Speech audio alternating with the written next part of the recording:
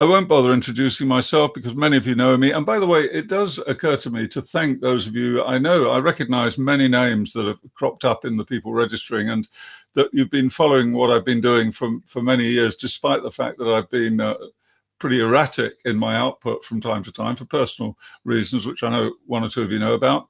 That's long gone now, anyway, those circumstances. So here we are, and I'm building up quite a repertoire of regular events like this, which I should be putting out. And as you know, I don't charge for these events. So let's get on with the show. I have got a little quiz coming up, just to give you a word of warning. I'm going to ask what your understanding of emotional intelligence is and what brings you here today. That really helps me in feeding back the information into the webinar as we go through it.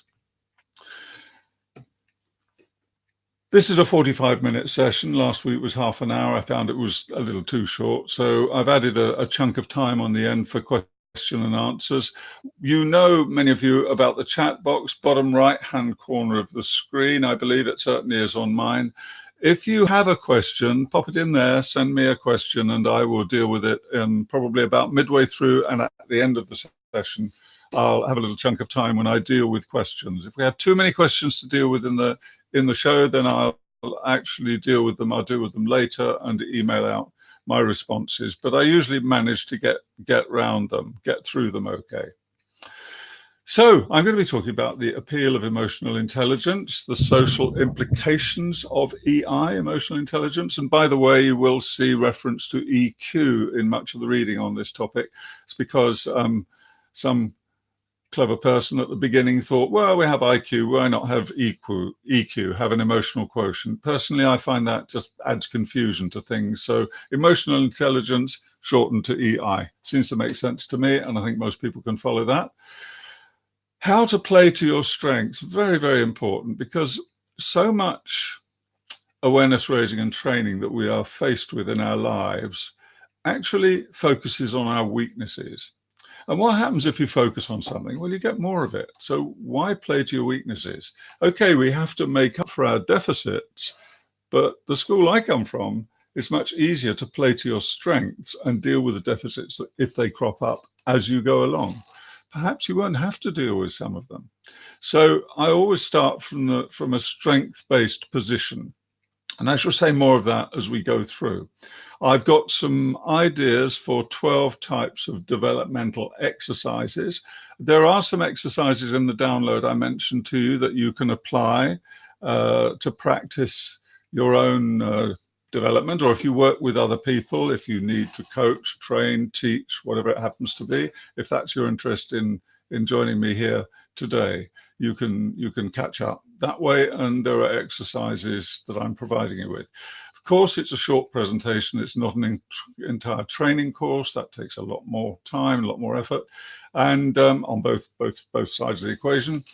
And I can point you to that later on. For now, today, I'm going to give you 12 ideas for developmental exercises, which I've split into 3 types of ranks. I've got simple stage, a more intermediate stage, and a more advanced stage. And that's based on the level of commitment, and also where you're looking as you are developing those skills, whether it's within you or outside you. But I'll talk more about that later. And then, of course, there's question and answer, plenty of that. So keep those questions coming, and I'll deal with them later on. If you see me looking down to the screen here, as I say, there's a little button. It's got Q&A mode on it, my end, which means that you can tag your comment as a question, and then I'm more likely to pick it up, because obviously I'm doing this all myself. I don't have the luxury of a moderator. When I first started doing webinars about 2010, 2011, so 8-9 years ago, I actually had somebody sitting in another office somewhere who would keep an eye on me and make sure I behaved, and also give me a prod if I was missing any questions. Don't have that luxury now, so you'll need to maybe tag those questions so that I can see that they are questions.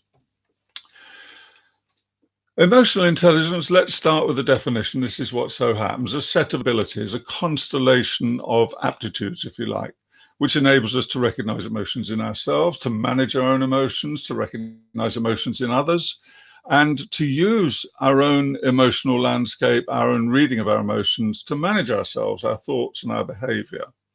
So it's a mix of predominantly, I would say, self-awareness, focusing inwardly on what's going on in ourselves, but also we have to use our radar to assess, pick up, query how those we are communicating with or in a relationship with are responding to us. And I shall talk more about that relationship quite shortly. In a short time. I went off at a tangent there because I'm always one webinar ahead, and today I've been working on next week's topic, so I'm in danger of getting a bit confused. Happens. So set of abilities help us manage ourselves better has a whole range of physiological, psychological benefits, relationship benefits, and social benefits, which is, of course, why it's gathered such momentum in the last 20 years or so, since Daniel Goleman wrote the book. And by the way, here is the book, folks, the one that started it all off. Emotional Intelligence was, and that's in the references. So since I've mentioned it a couple of times, I thought I'd show it to you, but it is in the references.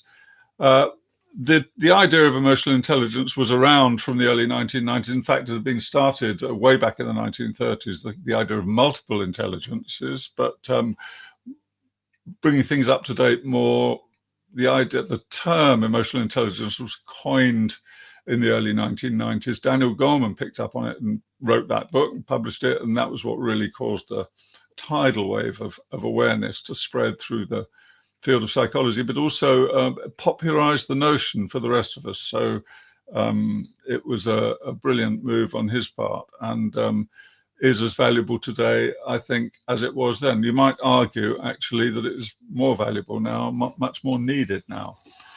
His reading of it on page 80 in the book, if you want to check the reference, but a master aptitude with the capacity to profoundly affect all other aptitudes. So emotional intelligence then is kind of an umbrella term, but it filters down and affects many aspects of our lives.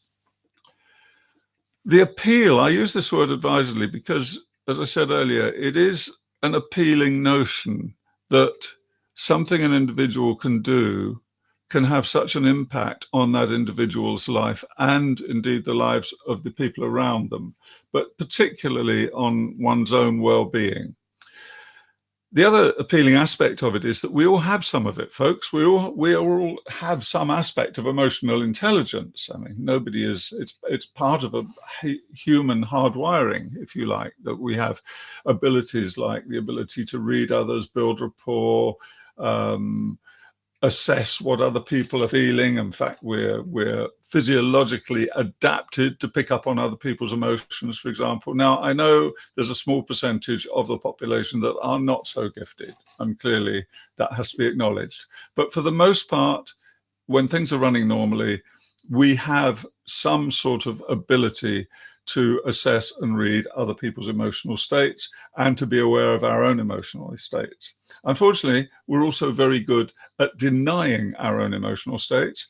And I would say in some cases, that becomes such a habit that it can become a real hindrance to somebody's quality of life. So, for example, somebody who's under constant stress or pressure, somebody who is in a very damaging relationship, for example, two separate examples I'm giving you there. It doesn't really benefit anybody, those individuals, to actually pay a lot of attention to their emotions. They need to dampen them down and keep them out of the way. So just as we can become more aware of our emotions, we can also manipulate them and become less aware, and that can become a hindrance to our own development and our own well-being. The skills of emotional intelligence can address that. They are learnable. And we start from a position of, let's say, 98% of us having a degree of emotional intelligence, and we can build on it. So that's not a bad starting point. The results of that are that we get better at managing ourselves. We have more social success. Now, this is all research based. I haven't put the research in the resource that I'm giving you, but if you look in Goleman's book or any one of the other, simply Google it on Google Scholar, you will find many, many references. And I'll talk about some of the fields where those studies have been carried out later. So self-management and social success. Well-being and personal resilience, terribly important today. I get so many requests through my website and my talks for dealing with the stress and pressure of life. In fact, it seems to be becoming a singular preoccupation for many, many people. And so the notion of resilience is on the increase. It's gaining traction. I'd say we are with resilience now where we were with emotional intelligence, say 20 years ago, in terms of public awareness. So it's going to run and run, and it's becoming ever more popular. Now, the good news is that emotional intelligence feeds directly into our level of personal resilience because they share many, of course, these are both abstract concepts, they're umbrella terms, and they share many similar aspects. So in developing one's emotional intelligence or helping somebody else to develop their emotional intelligence, you are also helping them to become more resilient. If all goes well, of course, it depends on them.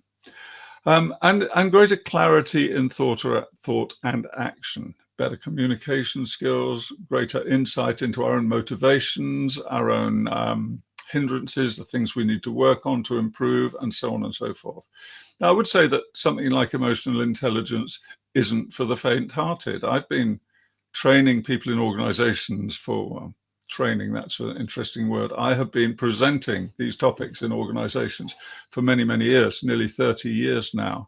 And it has to be said that there's a lot of interest for these things, but there's also some sort of expectation, I think, that if you read the bullet points, you've somehow developed the skills.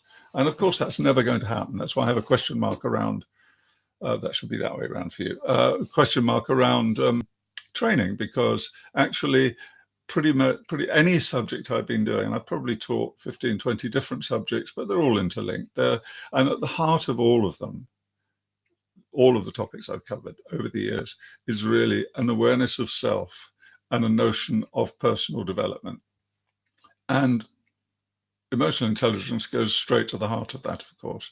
So you can't study emotional intelligence without thinking about yourself, and you can't think about yourself and be a poor communicator for very long if you are serious about this study, I would say. Some of the benefits, why emotional intelligence is important. Of course, managing relationships. Now, we're social beings, aren't we? We rely more on our relationships than any other single aspect of our existence for our survival. We've come to dominate the planet. Whether that's a good thing or a bad thing is another debate, I know, but we have come to be the most populous species on the planet because we have the ability to interact, to build social groups, families, clans, and all the rest of it. Now, there are, of course, many downsides to that, but they still haven't wiped us out. We're still doing okay as a species. And part of that is that we have innate abilities to build and maintain relationships with others. And we're very good at that.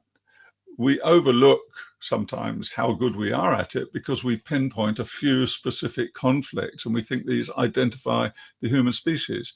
But they don't. They're just factors in how we interact together.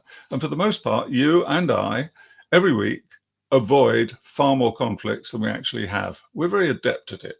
So managing relationships, avoiding conflict, one of the spin-offs of emotional intelligence, if you like, because we become better at doing these things. We should improve in our level of ability to communicate with others as we develop our own abilities in this field, in the field of emotional intelligence. And I've already mentioned stress. What perhaps is less well understood by the public at large or the world out there is the impact that emotional intelligence has on the immune system. It turns out that the immune system has a degree of plasticity. How we think about ourselves, how we think about life, how optimistic we are, how upbeat we are, how happy we are, how sad we are. These things affect our ability to resist and fight off disease and ailments, and indeed to heal generally. Now, I'm not going to say that emotional intelligence is a panacea, but it has been shown that there's a correlation between, or if I can call it, stronger, more developed emotional intelligence and one's general state of health and longevity. And there are many other physiological and psychological benefits, which I'm not going to go into here. You can Google them, you can find them in the resources that I've put following the show. We'll have to take that as read for the time being. Let me just ask you, there are major social implications to emotional intelligence. I just want to ask you to give me an idea and to provide a focus point. Let's have a look at this for a moment. I want to ask you to complete a little survey here. And that should have come up on your screen. If you just tick the boxes, it's about what's prompted your interest in emotional intelligence. And there are some very simple questions there. Should take a moment or two just to tick the boxes. And then we should all be able to see the results come up on the screens. Now, this is entirely anonymous, by the way, folks. No, there are no names, no pack drill. This is just, we will get the results up on the screen as you answer the questions there. So thank you very much. We're going okay so far. So the leader in the rankings at the moment is your work or career development. And there are still a number of people who haven't responded. So if you wouldn't mind just ticking the box, and then we'll move on a bit. Or perhaps you're not sure, in which case let me know via the questions if you're having a problem with it, or if there's some reason you're unable or unwilling to respond. Or perhaps you've left the room and you're hoping just to record this. So I won't hang about too long. Okay, so it seems that most people, and that's a pretty low number given the response rate, most people think it's career and development. A particular challenge or crisis, I mentioned. Okay, somebody says they ticked the box, more than one answer applied. Yes, of course. I apologize for that. Tick the one that is I would say, the strongest or the most significant for you. Thank you very much. And bearing in mind, of course, too, something like one's own development applies to all of the other areas. It helps us coach and train others, which I'm coming to in the next slide. It can help us over crises and difficulties. And of course, it impacts on our career and development. One of the problems in so much workplace training that I've had to deal with over the years, one of the questions I've had to deal with, certainly in the early days, not so much now, was that organizations would ask me and people like me to go along and do stress management training or resilience training. And they say, but we only want to deal with the workplace related issues. Well, of course, you can't do that because you're dealing with whole human beings. So any of these would probably impact on other areas as well. So thank you very much for those responding to those points.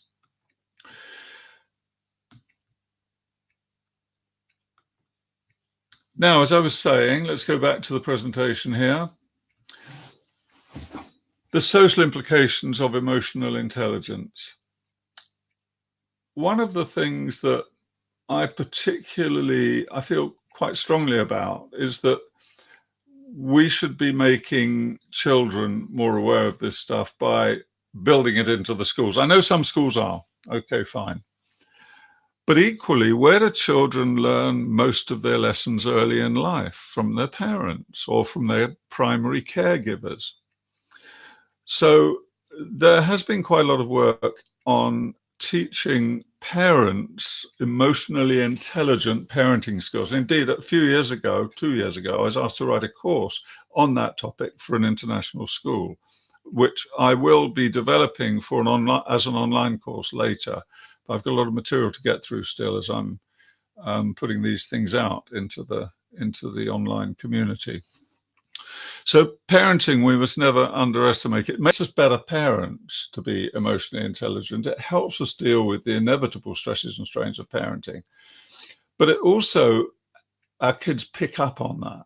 I've got 4 children. I can't say I've been a model parent by any means, but the results of in their lives and their general sense of independence and their sense of achievement seem to be speaking for themselves. So I guess the idea of parenting has, if that's a measure of success, then they seem to be doing okay. So parenting is very, very important to consider emotionally intelligent parenting, and for the reasons that it supports the parent, of course, but it also makes a better parent to the little ones we're bringing up. Teaching, likewise, very influential job, very influential position. We all remember a teacher, as they say. Unfortunately, we probably also all remember a couple of dodgy ones, a couple of not such good teachers. But I was definitely shaped in part, significantly. For example, I'm a writer. And I think I put that down to one teacher and one intervention. It wasn't months of careful coaching. He just dealt with me. He was a temporary teacher in our school. He only stayed 3 months, and he just dealt with me in a way. And I wasn't the best kid in school. I wasn't the most popular, and I had straight D's. I was a very disaffected student. But he recognized something in my writing, in the little bit of work that I did do, and he played to my strengths and possibly my vanity. The result was that he gave me the biggest lift of my entire school career in one single conversation, because I believed him. So teaching, very important. Coaching, likewise. There are many jobs. You may not consider yourself a coach, but there are many jobs or positions where we are actually coaching others as part of our role. It may not be our primary role. Perhaps you're a helper, a caregiver, a support worker, something like that. The other thing is, if you do none of these things, but you conduct your life in an emotionally intelligent way, you're a role model. For the same reason that we remember good teachers, we remember other influential adults in our lives when we were kids, and colleagues remember us later in life for our demeanor, our manner, and so forth. So there's a lot to sell the idea of emotional intelligence and the little bit of effort it takes in developing our own emotional intelligence. And of course, it gets talked about a lot in terms of managing and leading. Now, that's, of course, in the workplace when one uses those terms, but there are so many other positions that I alluded to already, as I've touched on, where we are using similar skills to a manager or a leader. And it's always useful to be able to act as an example, a role model, and lead others. So that's a little bit of an interlude. I've talked rather fast to try and get through the material. How's it going so far? Any comments, questions, observations that you would like to make, that you would like me to deal with at this point? Is there anything I haven't made clear to you? Anything you'd like me to elaborate on? The next section is going to be talking about which way we're headed. How do we start to apply this stuff? And I'll get right into that now. So if emotional intelligence relates to self-awareness, it plays a big part in our ability to recognize our feelings and those of others. The next step to that is to be able to manage our own emotions. Now, I mentioned resilience a little while ago, and it being a hot topic in the terms of what I do at the moment and the inquiries I get. I think probably the other question that crops up at virtually every live event I've ever done is how to manage one's own emotions. And there's a lot in emotional intelligence about that. But what emotional intelligence really does is it draws our attention to the fundamental importance of being able to manage our emotions and to motivate ourselves. There's also a major plank in the development of emotional intelligence, which rests on our ability to empathize with others and to show compassion for others. Now, empathy may not be something which comes so naturally to all people. Some people empathize more than others, but we can all actively take steps to be compassionate towards others and to train ourselves to act more compassionately. That, of course, involves our emotions, but it also very much involves how we think about others, how we place ourselves in their position, how we empathize with them. So it's a kind of a circular relationship between empathy and compassion. If you want to know more about compassion, then I've put some references to Paul Gilbert's work in the notes that you'll get access to following this event, and some very interesting developments happening in the work that he's doing. I touched on earlier the necessity for a clear-eyed view of ourselves. I think the ability to develop one's own emotional intelligence, or to do any personal development for that matter, means we have to be unflinching in our regard of ourselves, in regard to looking at ourselves and looking inside ourselves. It's not sufficient to simply assume. I know this from online courses that I run. I've had something like several thousand. It's creeping up to 15,000 students now through some of my courses. And on the course I run on effective communication, I know by the assignments that I get back, and obviously I taught as well in universities some years ago, and I know how people will put in information in the hope that they're going to wing it and get through by kidding themselves. And I know that when I ask people, for example, how good a listener are you, and give them a little test as part of an assignment, actually, they're not even considering the answers. They're just ticking the boxes.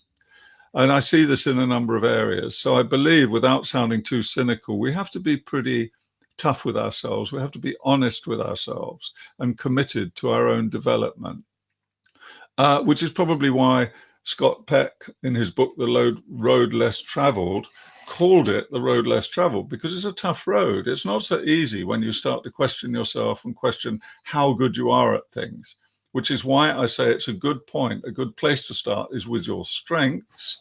And there's an assessment test in the download, which I think, actually thinking about it now, I may have forgotten to put in. I will put it in. It's called the VIA questionnaire, which is a strengths-based questionnaire to allow you to establish, I think it's a set of 28 strengths that you possess. This comes from the field of positive psychology, plays directly into assessing one's level of emotional intelligence as well. So empathy and compassion, but also above all, the ability to self-assess, which is really what emotional intelligence starts with, how honest we are with ourselves. Maybe I've over-egged that a little bit and hope I haven't frightened you off. But I do believe that we are, as a species, we're so able to kid ourselves, to fool ourselves, that sometimes we don't really do the homework, and we just think we've done it. There's a question come in which I shall deal with shortly. Thank you very much. It's the first time I've used this question mechanism here. It works very well for me because I can see it. It's clearer. Can I explain a little more and maybe give an example of empathy? Certainly, I will do that. I will do that in the question and answer session, which starts shortly in about 5 minutes. So thank you very much for your question. Keep them coming. So the 5 pillars of emotional intelligence. Let's imagine that you want to become more emotionally intelligent. You do some sort of assessment, which you find online, or you do a course. And as I said, I've got some information about a very good course coming up shortly, by the way, folks. We need to think about our own level of self-awareness.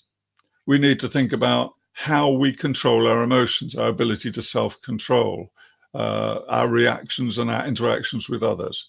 In other words, to be informed by our emotions, but not to overreact, for example, and to read our emotions and our instincts and our intuitions. You know, if we're feeling uncomfortable in a conversation, maybe that needs to be acknowledged and possibly even discussed.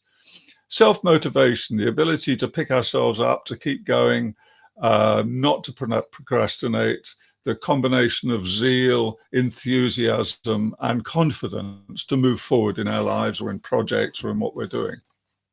And social skills, of course, empathy is part of that, rapport building, communication, the ability to communicate with others, show interest in others, be curious about life and other people, And as I've touched on, the ability to empathize, which I will give a more succinct definition of shortly. I want to try and stick to my timetable here, so I want to move on a little. So an emotionally intelligent mindset. You wanted to study emotional intelligence. You want to be more emotionally intelligent in your life. You want to reap some of the benefits. So always start from where you are. People spend a lot of time making themselves unhappy by not being where they want to be yet. Well, knowing your own strengths, knowing what you're good at, knowing where you are now, knowing what you're appreciated for by other people, knowing what your strengths are, this is a really great place to start. So it needs some sort of type of pretty critical self-assessment, but also an honest one. So you might enlist the aid of people you trust. Don't ask your best friend, because they might not be the best person necessarily, but ask people you know and trust to give an appraisal. If you do appraisals at work, frame it so that you get the feedback you want, although I think a lot of appraisals get misused, I have to say. Always move towards your goal. Now, this sounds pretty obvious, doesn't it? Why would I not move towards my goal? Well, what I mean by this, I'm going to be more explicit here. If you're an athlete, let's imagine you're a runner. Perhaps there are some runners out there, or a high jumper. Your coach does not tell you to run away from failure. Your coach does not tell you not to run slowly or not to miss the bar. Your coach tells you to do the best you can, to go towards your goal. If you want to translate into real life, let's say that you decide that to help the planet, you're going to start following a vegetarian diet as of next week. Well, then surely the best way to do it is to design a vegetarian diet and move towards it, not try and let go of the other things that don't fit in a vegetarian diet. If you go towards your goal of a vegetarian diet, the other things won't get touched on anyway, won't be in your mind. They might cross your mind, but you'll be heading towards your goal. I found this out when I stopped smoking some years ago. I struggled and kept going back to smoking until I realized I didn't want to stop smoking. What I needed to do was to go towards my goal. My goal was I wanted to be a non-smoker. And once I knew I wanted to be a non-smoker, it was an overnight job. I just thought, right, well, what do non-smokers do? Well, they don't hang around with smokers for a start, so they go somewhere else. They don't carry stuff around in their pockets. They walk around, smell-free, tobacco-free, and so forth. So in other words, I framed my life as if it was the life of a non-smoker. And then I started to live it. So that's what I mean by going towards one's goal. If you want to be more emotionally intelligent, start acting as if you are. Find out what that means. Find somebody to role model and start to live it. Always move towards your goal. Self-awareness precedes action. So start with the awareness of self. Show you how to do that shortly in the exercise. It's coming up, I think, in a slide or two. Next slide. Do recognize your own boundaries and limits. Now, this is very important from two perspectives. One, you need to set your boundaries to protect yourself from incursions by other people, of course, and that involves assertiveness and clear-mindedness about what you value in life, what your values are, and so forth. But also, you need to be able to set your limits so that you don't oversell yourself or exceed, put yourself in positions where you're not actually able to deliver either to yourself or others those things that you are attempting to do. Now, this is not always easy, but sometimes we have to rein ourselves in until we get a little better at something, and then we can go out there and do it. I'll give you an example. Let's imagine that somebody is a full-time carer, and they've got a very demanding job and a full-time job as well. So they have to care for somebody, perhaps an aging relative or somebody who's infirm. That's a very demanding role in itself, and they're trying to hold a job down as well. It may require that they take a clear look at their abilities, and they actually have to limit some of those activities and get extra help. Now, I can hear you saying, yes, well, what happens if extra help isn't available? Well, extra help not being available doesn't suddenly make you stronger. It can carry you through a period of being stronger. But if you're not up to managing something, you have to know what your limits are and cut the cloth accordingly, as they say. And treat life as a learning process. I really major on this because I think it is so important.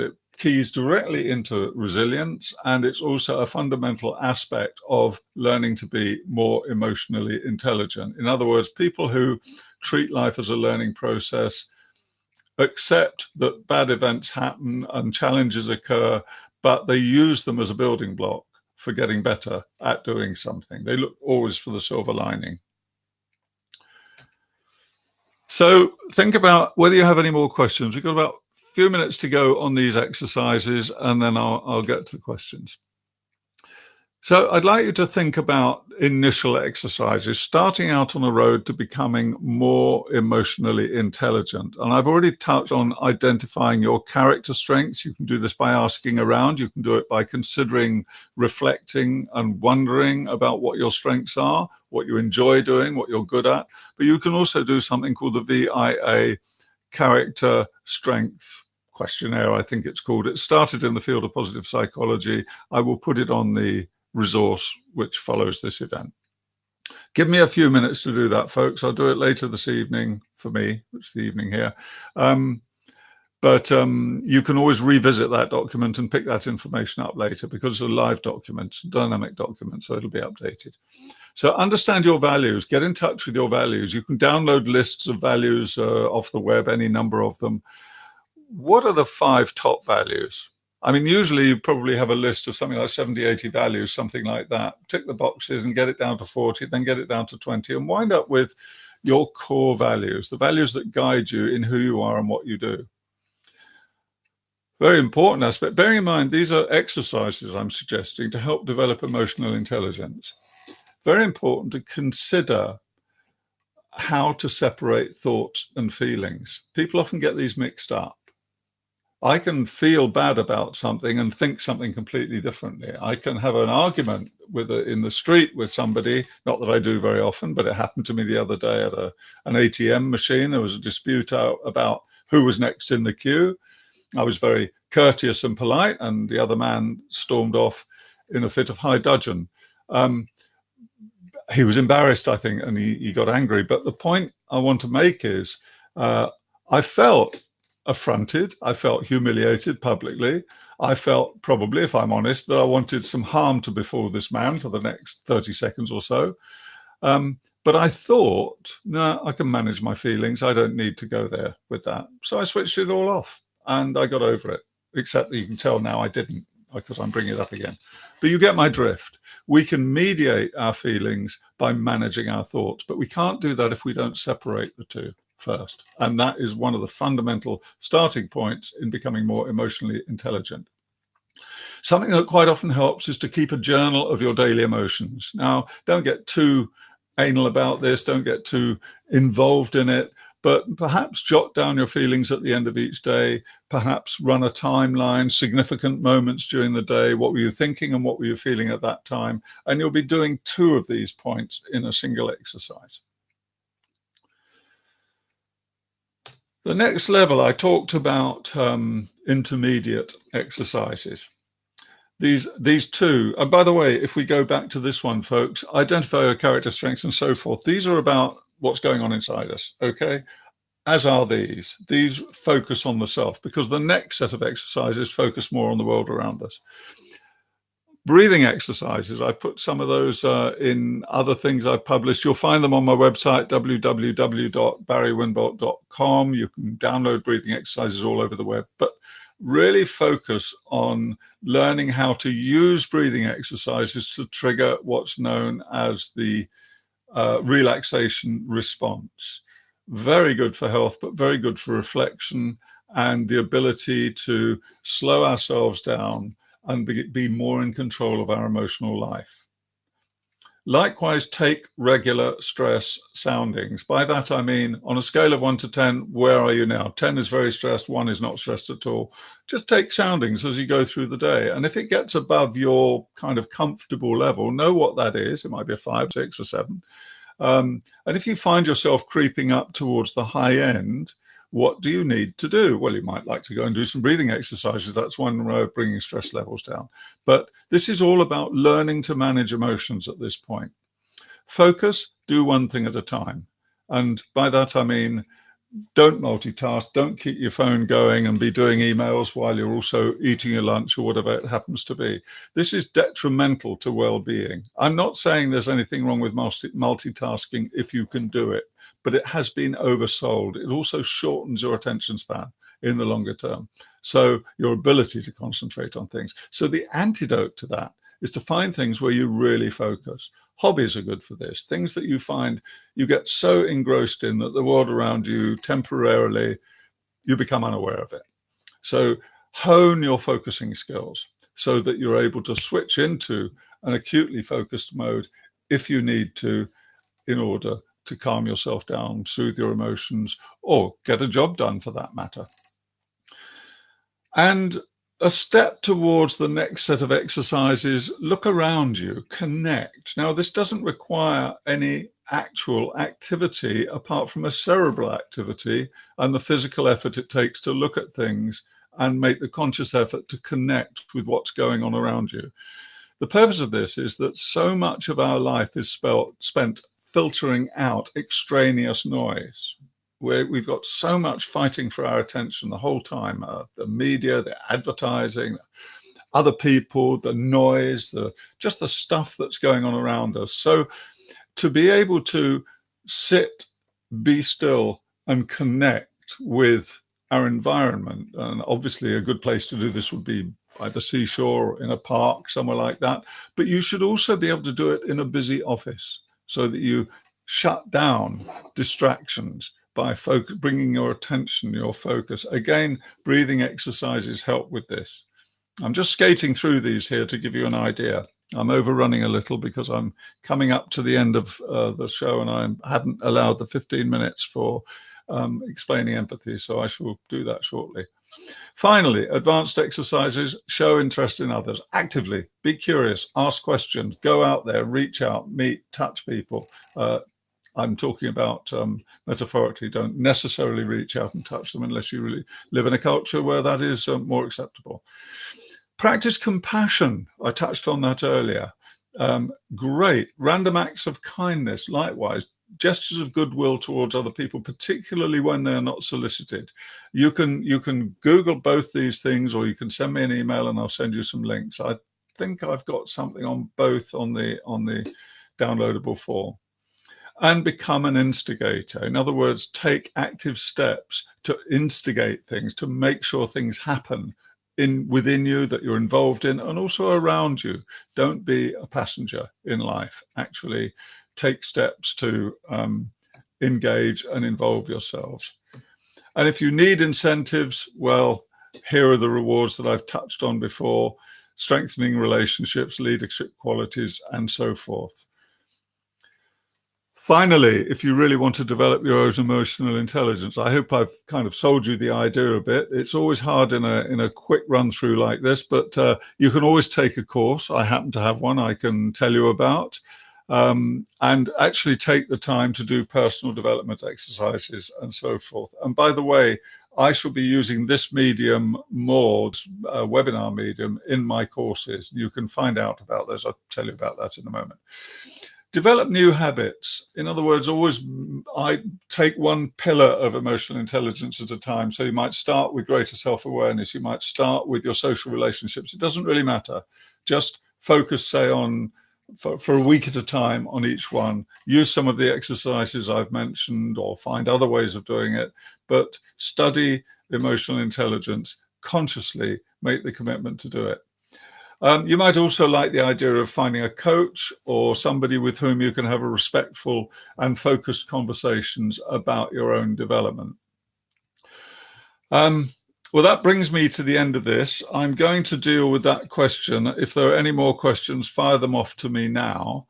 And the question of empathy, oh yes, of course, and the wider social implications, of course, as well. I touched on right at the beginning of this presentation that there are wider social implications. Given so much stress, conflict, strife, disagreement that we hear about constantly in the world today, we need to be upping our game in terms of our emotional intelligence. You can't be emotional intelligent and a bigot, not all of the time anyway.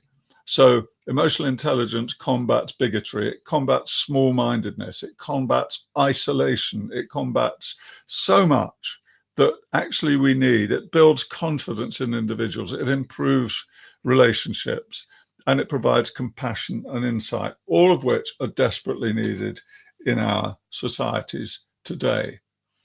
The practice points are here. You'll have these slides to download. I'm really only reiterating what I'd said before. Above all, commit to your own self-improvement. Be interested enough in yourself to stop making excuses for not doing it. This comes from Jordan Peterson, by the way, who says that we are, in his 12 rules for life or 12 rules for living, whichever it's called, that we are constantly playing below our optimum level. We're constantly underachieving because we feel uncomfortable about pushing ourselves harder, or we think we're not able to do it. And as a result, we feel shame. And so we make excuses for ourselves. So I'm not saying that you're making excuses and you're a bad person, but we all do it, don't we? We all let ourselves off the hook. And maybe now is the time to actually take the steps to do some self-improvement to the benefit of ourselves, those around us, and society at large. I've put the courses here. There are some details here and where you can find out more about it. It's £45. You've got 22 video lectures. Of course, you have permanent access to the course, so you can take the course at your own rate. You can take it on the move. You can download the app, not my app, but the course platform app, and actually do your lessons wherever you are. It consists of 22 short video lectures supported by written documentation, quizzes, and a whole load of other stuff. And of course, all the way through, you have access to me and to the other students if you want to share ideas. So can I explain a little more about empathy? Well, empathy is the ability to connect with other people. We have naturally built into us as a species, because we are a social species, the ability to read other people's emotions. Now, we have to be very careful here because there's a lot of assuming that goes on. And there are a lot of examples around us in life where there's kind of pseudo empathy. Oh, how are you? It must be so hard. That isn't empathy. But empathy is when I instinctively and intuitively feel something which I assume you're quite likely feeling. So, for example, let's say that I'm a manager and I have to give a member of staff some bad news about their performance, that I don't think their performance is up to speed, or that I have to refuse them a promotion that they've been, which is important to them. Now, if I am empathetic, I will know that this is going to be a difficult conversation for them. It might also be difficult for me, but that's my problem. The key thing is that I need to present that information so that it does the least harm to them and to our relationship. Because if I've got to give them some bad news and they're one of my reports, I'm the manager, I still have to maintain a working relationship with them. Now, I can't protect them from hurt and pain, that's their stuff, but I can anticipate that they will probably feel some of that and mitigate it by putting myself in their position and thinking, well, how would I feel if somebody came to me with this information, honestly, clear-sightedly, thinking about myself in a grown-up way? If somebody had to do something towards me that would perhaps humiliate me, perhaps make me feel uncomfortable, perhaps make me feel I'd failed in some way, if I was on the receiving end of that, how would I want my manager to behave? So empathy is the ability to understand that other people have an emotional landscape as well.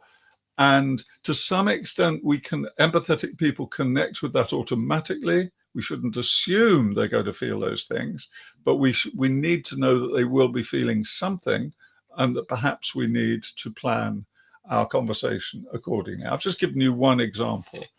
So empathy is the natural and innate ability we have to connect with other people at an emotional level. Communication happens on the verbal level, which I'm giving you now, but it also happens most definitely on an emotional level. Whether you like me, trust me, feel safe with me, are bored by me, all of those types of things, they inform your decisions about me as well, and vice versa. So that is what's made, I hope I've explained empathy. Only remains for me to say I'm terribly sorry for overrunning by 6 minutes. I apologize for that, but I'm not brilliant at keeping time once I once I start talking, as some of you already know from having attended events and so forth. I hope you found it useful. I will do my best to clean up my act. Next week is going to be a talk on how to communicate effectively so that other people pay attention to you. And in the meantime, have a good week. I hope to see you again. If there's any more information you need, then please don't hesitate. Just let me know. All the best. Thank you. And goodbye.